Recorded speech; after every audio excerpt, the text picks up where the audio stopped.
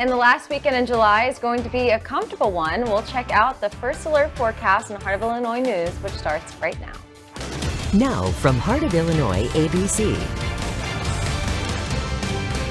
This is Heart of Illinois ABC News.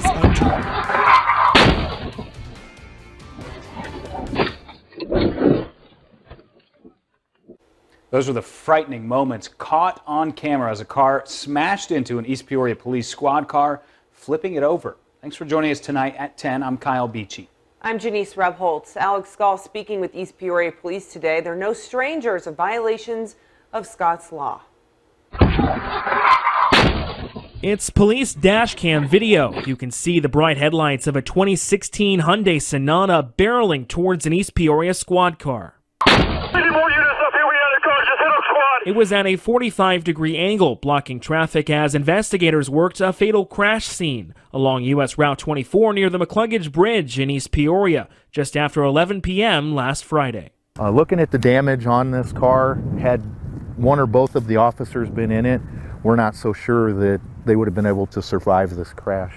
This police car was providing traffic support and protection to officers working that other crash when a car slammed into the side of it, T-boning it. In the video, you can see Officer Gage Van Order try to signal to the car and yell to his partner, Officer Adam Chittick, who was sitting in the front seat.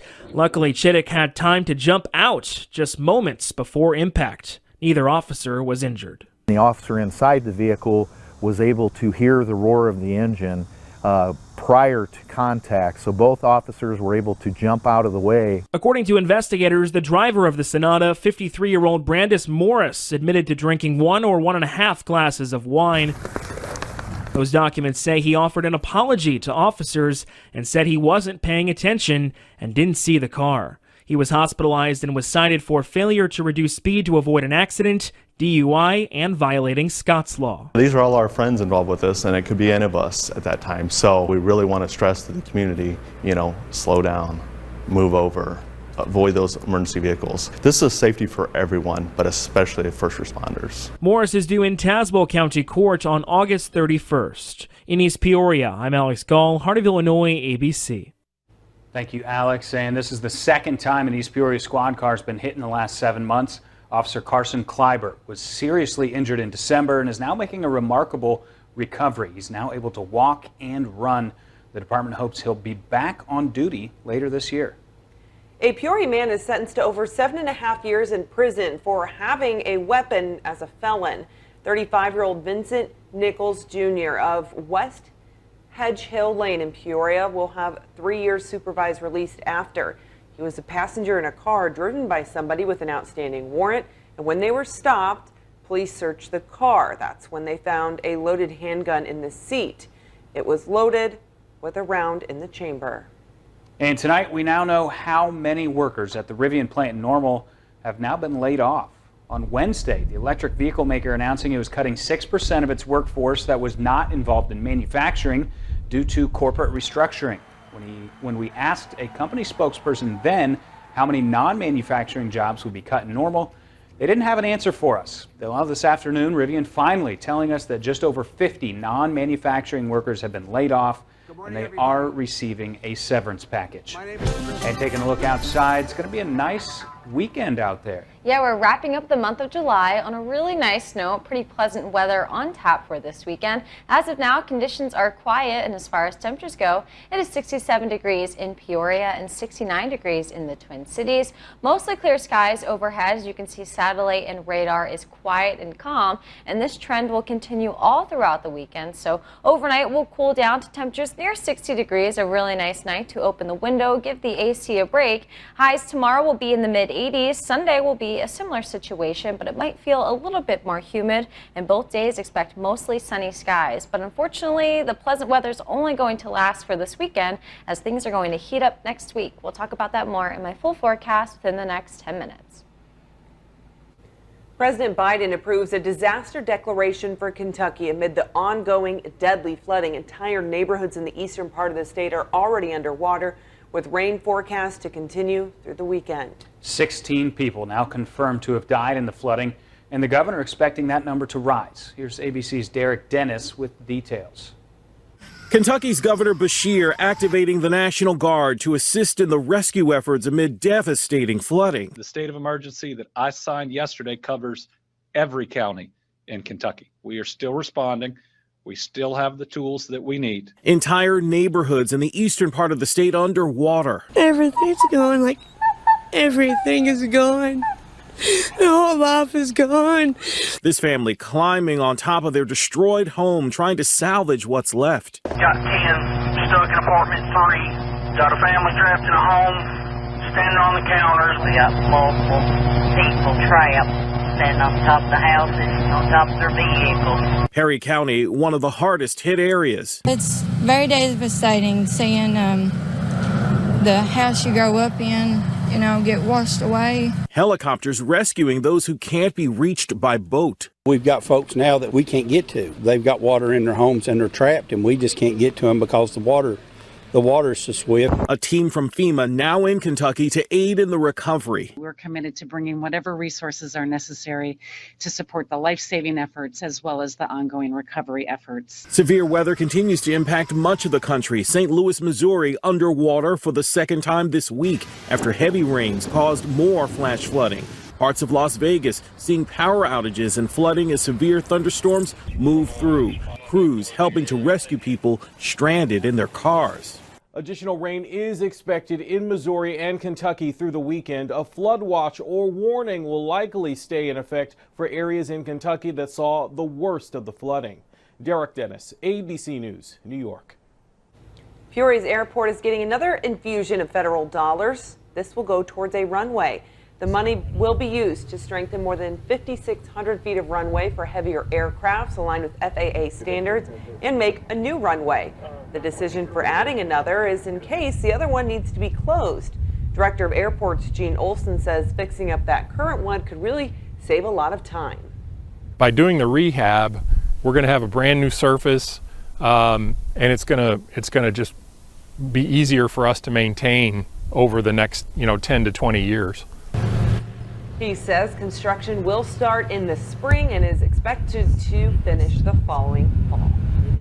The Greater Peoria Mass Transit District is introducing a new service in the city of Washington.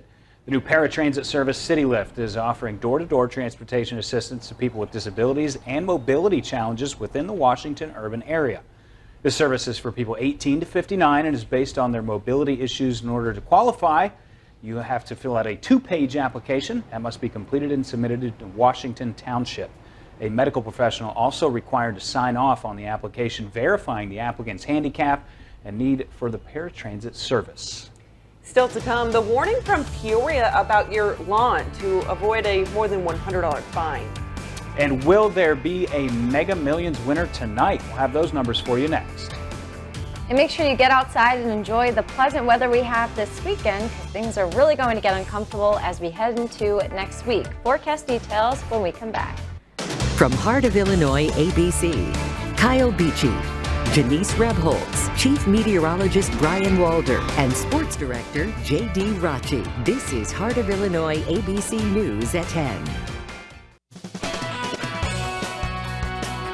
Well, if you're staying up for the lottery, we'll have those numbers very soon, but also hitting the lottery this weekend is that weather. It's going to be gorgeous. We're going to be very lucky, hopefully. Do you guys have any nice plans? No. Yeah, I'm going to be outside all day tomorrow. It's going to be great. Okay, well, that's some good news. Get outside and enjoy the nice weather we have. As of now, things are quiet as we look towards the Murray-Baker Bridge in downtown Peoria. Skies are clear overhead, and it's 67 degrees in Peoria and 69 degrees in the Twin Cities. Satellite and radar has been quiet and calm all evening today. Just a few passing clouds here and there, kind of filtering out some of the sunshine, and that's going to be the exact trend that we're going to see as we head into this weekend.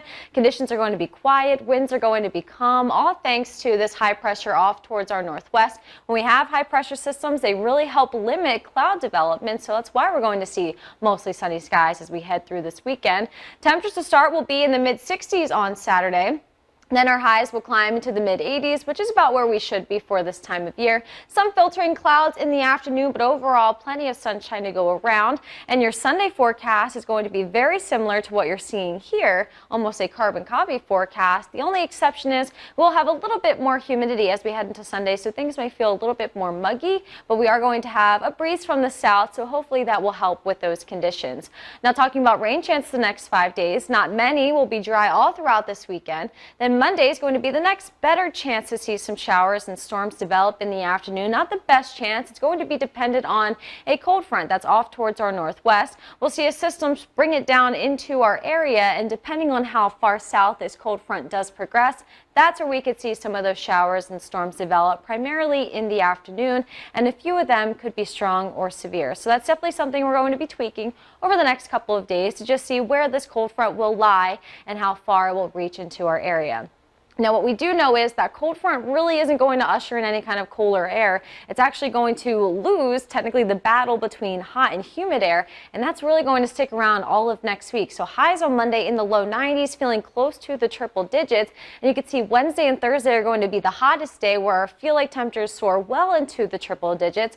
And those 2 days will likely be first alert weather days because of the return of dangerous heat. Now, looking past that, Thursday, Friday into next weekend, we're still favored to be above average as far as our temperatures go, so it's looking likely that the 90s are going to stick around majority of next week. So tonight and tomorrow, enjoy the comfortable weather. Make sure you're opening up a window, kind of giving your AC a break, because our temperatures will fall into the upper 50s, near 60s tonight, so really comfortable. And then tomorrow our highs will climb into the mid 80s, seeing mostly sunny skies with a light breeze from the south. Again, Sunday very similar to Saturday, just a little bit more humid. Then we jump into the low 90s for the beginning parts of next week. Next best chance of showers and storms on Monday, but after that will be dry all of next week. You see highs will be in the mid 90s Wednesday and Thursday. Those days likely to be the hottest days, with feel-like temperatures in the triple digits. Summer lawn work may be hard to keep up with sometimes, but the city of Peoria is reminding people to have a plan even if they're out of town.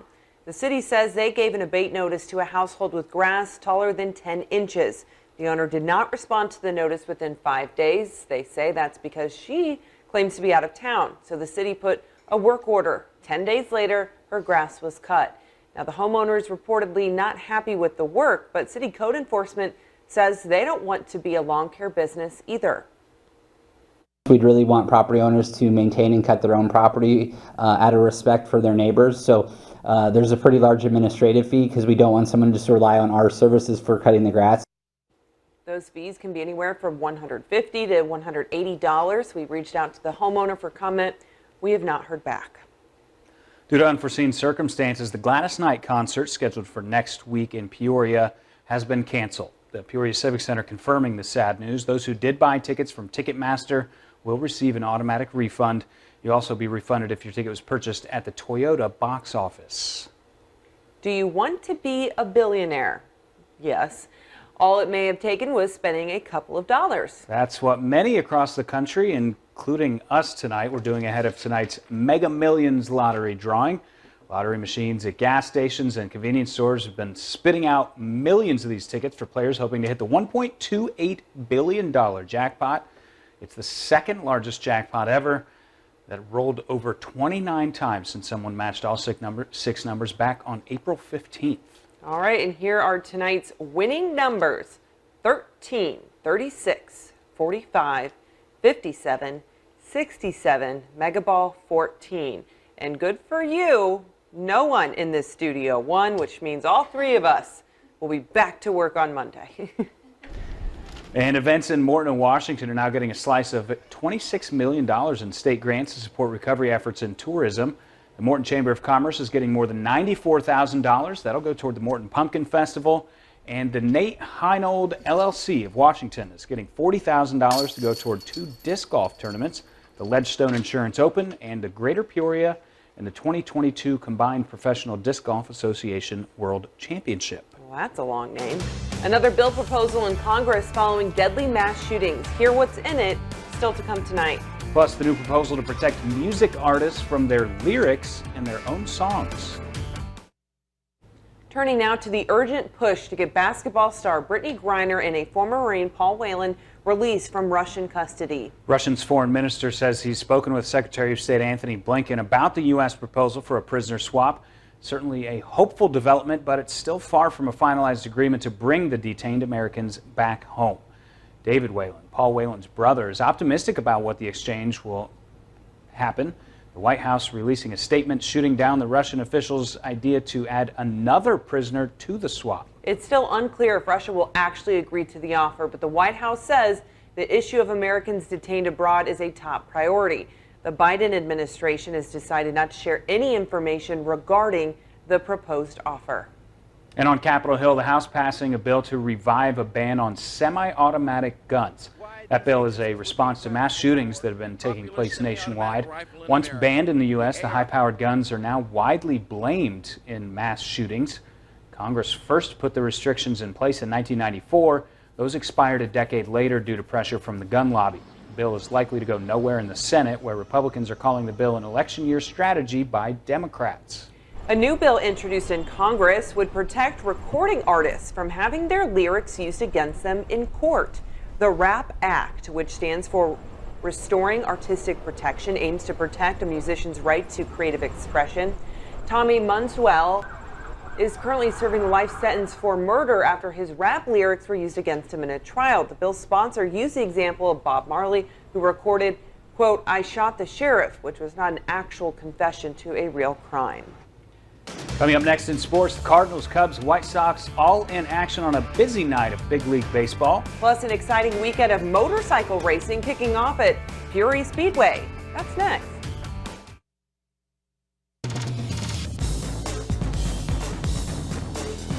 But the MLB trade deadline looming on Tuesday, the Cardinals have been one of the teams rumored to be in the running for national superstar Juan Soto. And tonight, the Cards start a 3-game series in Soto's current home of Washington, D.C. Nolan Gorman, one of the big bargaining chips the Cards have in the potential trade. He shows off why tonight. 6th inning. This is an absolute moonshot out to right field. See you later. That thing is way gone. His 11th homer of his rookie season to stretch out the Cards' lead. Next batter, it's another youngster, Lars Nootbaar at the dish, and he follows in stride. He hammers a solo shot out to right center. Back-to-back jacks for the Cards youngsters as the Cardinals pick up the win tonight, 6-2. The Cubs, meanwhile, are just underway in beautiful San Francisco against the Giants. Marcus Stroman gets the start today. He's in a bit of a jam in the second inning. Runners on the corners, 2 outs, but he gets Tommy La Stella chasing with the high heat.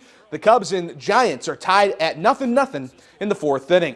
Back in the Windy City, the White Sox kick off a series with the A's, and they take the early lead. 1st inning, Jose Abreu sneaks one through the right side. A.J. Pollock hustling around to score, and the throwaway is not going to be in time as the White Sox take a 1-0 lead, but that is their only lead of the night. Right now, or tonight, I should say, Lance Lynn not with his best stuff. He gives up a 3-run homer to Stephen Piscotty. Here, the A's had 4 homers tonight as the the Athletics beat the White Sox 7-3. And at Dozier Park, the Peoria Chiefs are hosting the Fort Wayne Tin Caps. 1st inning here for the Chiefs. They get on the board first. L.J. Jones has been terrific for him this summer. He drives in Brady Whalen with the game's first run. Later, it's Jacob Bushberger at the dish. A home run yesterday. This time crushes a double out to center field. The Chiefs are winners tonight over the Tin Caps, 4-2. College football season is right around the corner, and the Illini get a bit of a head start on the rest of the country this weekend. The Orange and Blue kick off fall camp tomorrow in Champaign. It'll be the 2nd year for Illinois under head coach Brett Bielema, and they get to kick off camp a bit earlier than other teams because they play in week 0, a home matchup against Wyoming, just a little under a month from today on August 27th. Coach Bielema very excited to get an early start, not only for camp, but also for their early season schedule. We actually start this week. There's only one other time in my career where we actually started in the month of July, so we start Saturday because we play week 0 against Wyoming, and then have a Friday night turnaround at Indiana, and then have a rematch game against Virginia before we have a bye week. So we kick it off in a big way. I'm very excited about my team. Again, the season opener, the home opener, is August 27th. That's coming up against Wyoming. Speaking of camp, Washington football hosted a lineman camp last weekend. The camp was in conjunction with their annual 7-on-7 passing event. So while the quarterbacks and receivers and skill position guys were tossing around the pigskin in shorts and t-shirts, the big boys were putting in the work, getting physical with the pads on, but they're used to that kind of work. Yeah, we always get stuck out here doing the work, and they're over here just playing patty cake all the time, just doing whatever the heck they want. I like getting the work in, though. It's pretty fun for me, so. It is. We get used to it. We do it every single day. We don't mind it. It's what we love to do. We get our reward when we, get a pancake or a good block, or when we see the running back or the quarterback score a touchdown. That's our reward. Next week is the dead week, so no workouts for high school teams, but August 8th, we kick things into high gear as official practices get underway. Cannot wait for some high school football. Some big recruiting news for Peoria High hoop star Aaliyah Guyton tonight. The Lions junior to be picking up another Big Ten offer today, and it's a big one. Guyton received an offer from Iowa this afternoon. The Hawkeyes coming off a co-Big Ten championship and back-to-back trips to the Sweet 16. Guyton also has Big Ten offers from fellow conference co-champ Ohio State, as well as Illinois and Michigan State, plus plenty of others. All of this before her junior season. And it's time to wave the checkered flag in Peoria. The best flat track motorcycle racers from all over the world are starting their engines in town this weekend. It's TT weekend at Peoria Motorcycle Club. The American Flat Track Peoria TT National is tomorrow. Tonight, though, the Joe Baggett Memorial races at Peoria Speedway. Baggett, a Peoria racing legend who died last December, was honored tonight with fireworks and a parade. And tomorrow, we've got the TT races at Peoria Motorcycle Club, so make sure you get out there. Gates open at 9 a.m., semifinal races starting at about 2 o'clock. All right, that's going to do it for sports tonight. We'll be back right after this. Hey. Open up the windows and let the cool air in overnight as our temperatures will fall near 60 degrees. Then tomorrow our highs will climb in the mid-80s. Both Saturday and Sunday seeing mostly sunny skies. A really nice weekend to get out and enjoy because the heat returns next week. You can see low 90s on tap Monday and Tuesday with an isolated chance for some thunderstorms in the afternoon on Monday. That's the only rain chance we really have next week. Highs will climb to the mid-90s Wednesday and Thursday, and our feel-like temperatures will be back into the triple digits. Trick or treat. Well, if it's a Hershey's treat, it might get scarier.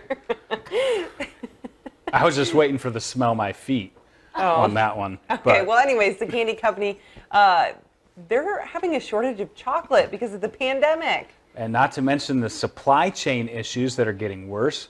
Hershey's CEO says they can either keep stores stocked with regular sweets or they can ramp up holiday production. So take your pick. Do you want chocolate for Halloween or do you want chocolate year-round?